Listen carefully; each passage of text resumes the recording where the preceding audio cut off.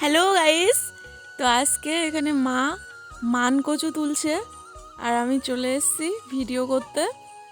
এই যে আজকে আমাদের বাড়িতে মান কচু রান্না হবে, সেই জন্যে বাগান থেকে মান কচু তোলা হচ্ছে। আর এখানে দেখো আরও অনেকগুলো মান কচু গাছ আছে, কিন্তু এগুলো খুব ছোট ছোট, এখনো বড় হয়নি।